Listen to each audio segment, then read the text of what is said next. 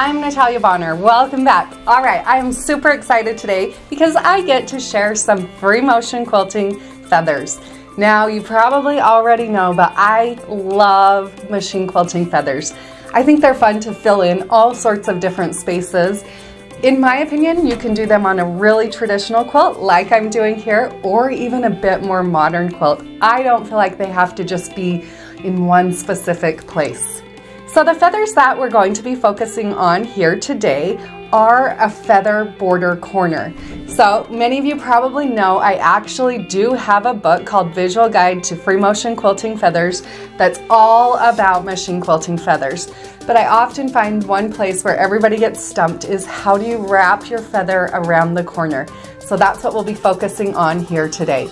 Now this adorable quilt, the rest of the quilt is actually an awesome Dresden play quilt. You probably remember a few weeks back I shared a fun purple Dresden quilt. Now today this is the sister. Because this is the sister quilt, as much as I want them to look alike, I have a really hard time custom machine quilting two quilts exactly the same. So I do have a new Peace and Quilt Academy video available where I'll walk you step by step through my process of custom machine quilting the body of this quilt, marking out, planning, deciding how to quilt the entire quilt. You can find that on our website, peaceandquilt.com. I also have a video over there where I go through the process of machine quilting the purple version. So it's kind of fun just to see how different the two versions turned out. Today I'm going to be doing my quilting here on my Gamel 22-inch machine. I will be stitching in the stitch regulated mode, and I have my stitch length set at 12 stitches per inch. Now you'll notice on my machine I do have my ruler foot on my machine. I most often do my hand-guided quilting with my ruler foot on there because I do so much ruler quilting. It's just kind of what I've trained my eye to see, and also I am going to be doing a bit of ruler work on the body of this quilt. The batting that I'm using here is one layer of the Quilter's Dream wool, and the threads that I'm using here on the top, I'm using So Fine color number 436, and then on my bobbin I'm using Superior Threads new pre-wound bobbins, and I've actually really been loving them. So I'm using a nice neutral color here throughout the whole entire quilt. I'll share a few images of the back of this quilt at the end of today's video. But because the body of this quilt is mostly white, I chose to stick with one color of thread on my backing throughout just to keep things nice and consistent. And I ended up with some really great results. All right, friends, let's hop over to my machine and let's get stitching.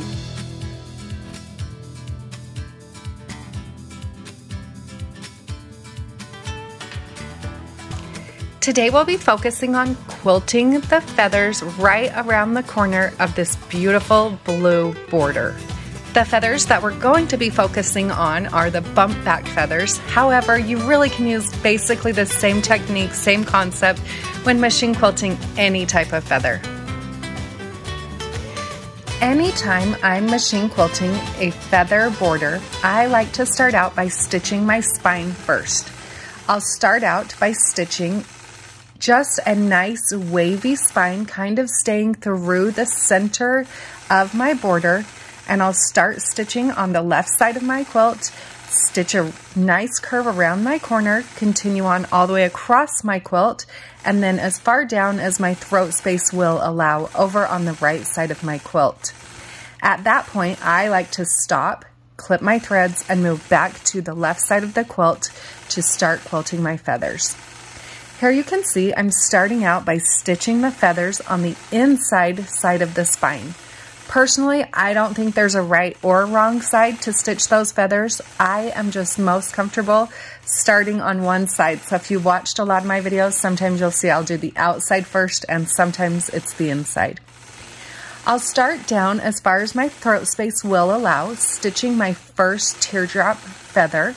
Then from then, I'll go right into my second feather, which is going to be the bump back, bumping over my previous stitch line to create my second feather. Now I'll continue stitching those feathers, filling in all the way to the outside of my border and coming back to my spine each time.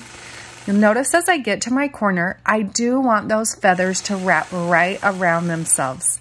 Sometimes I'll mark out a 45-degree line using a blue Mark Be Gone marker, and sometimes I'll just simply eyeball a line. I'll stitch my feathers right up to where that line would be, and once I reach the top of my spine, then I'll curve right around that corner and continue on, filling in that space, and then continuing on stitching those feathers all the way across my border.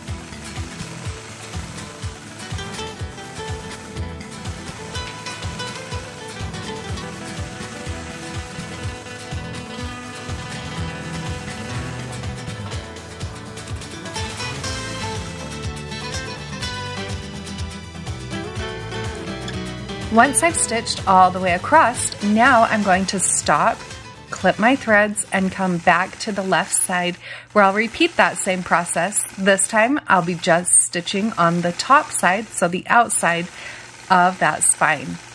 Now notice here when I do stitch out the feathers on the outside, I want to keep in mind there needs to be enough space for a binding. So I will keep my feather about at least 1/4 inch to 1/2 inch away from the outside edge of the border, stitch my feathers to that point, and then right back to my spine. But I'm always making sure to leave enough space for that binding, even if it means going through and marking a line as a reference point where to quilt those feathers to. As I approach my corner, then I want to fill in that corner as much as possible. So my feathers that reach right out into the corner will become a little bit longer, and then they'll get a little bit smaller as I work my way all the way around that outside corner. From that point, then I'll continue on stitching those bump back feathers all the way across my quilt, working from left to right. As I advance my quilt, then I'll work down the sides, just quilting my feathers in the amount of space that my throat space does allow. Once I reach the bottom of the quilt, then basically I'll mirror what I've done here on the top of the quilt, finishing those feathers. I do like to quilt from top to bottom, left to right. So as I work my way down this quilt, I will work back and forth between the white thread on the body of the quilt and the blue thread out here in the border. I do have another awesome exclusive video available in the Piece and Quilt Academy where I do share my process of quilting the rest of this awesome Dresden quilt. You can subscribe to the Piece and Quilt Academy on our website, pieceandquilt.com. Have a great day, everybody.